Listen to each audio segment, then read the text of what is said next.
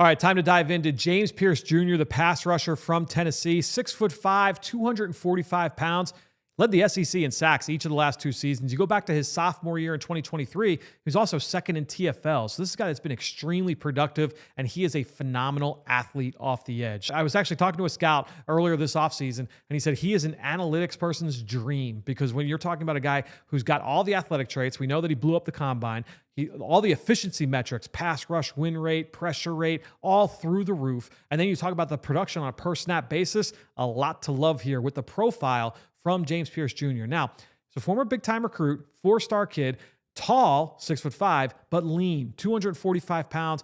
The arm length didn't come in quite as long as people expected. He was a little bit more compact than people thought when he got to the combine. But at the end of the day, this is kind of a long, lean, explosive rusher who knows, I'm going to win with speed. And that's really what his calling card is. That's his superpower, his ability to win with his athleticism. He's typically going to try and do it, winning the outside, winning the high side of the rush. At times, you'll see him used as a stunter, as a looper towards the inside.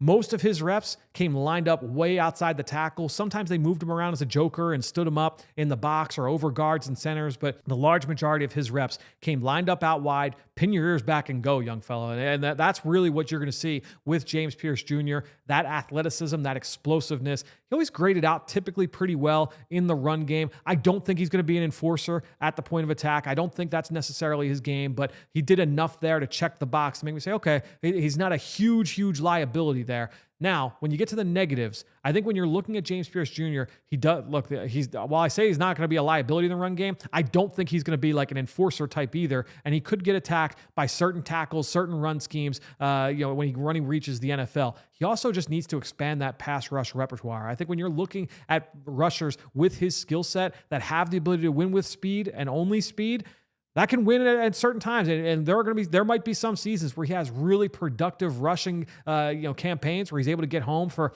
8+ sacks.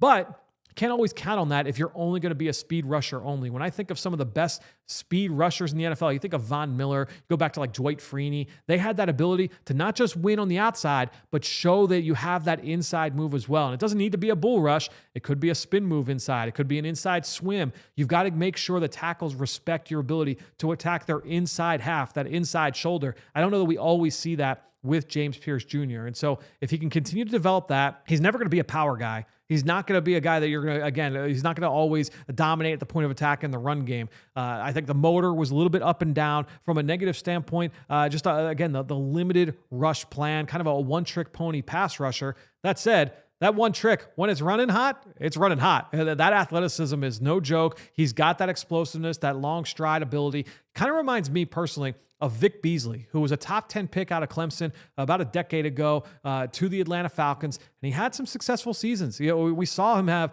double-digit sack seasons in the NFL, but when it fell off fast. If you don't always have that ability to win high side, then you need to have something else to be able to lean on. The other thing, I think, when you're looking at Pearce Jr., despite the athletic ability, despite all the physical gifts, was never a full-time starter. He started like 8 or 9 games this past year, but other than that, was just a part-time player. Even last year in 2023, when he posted all the production, it was as a guy off the bench. It might be that he's a designated pass rusher only. That might be what the role is in the NFL. Now, as a team, you have to decide, what is that worth? If we think that this guy could be Dante Fowler Jr., who was the number 2 pick in the draft coming out of Florida all those years ago to the Jacksonville Jaguars, bounced around the league, and now has become one of those mercenary rushers where, when it gets to third down, put me on the field, and I'm going to get after the quarterback. That's what James Pearce Jr. could ultimately be.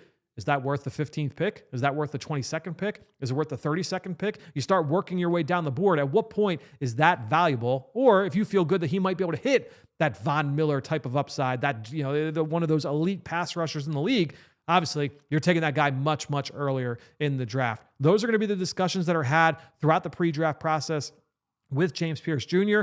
Athleticism for days. You just got to worry about what is the long-term role for a player like this. A little bit of boom bust here, but the boom is really impressive.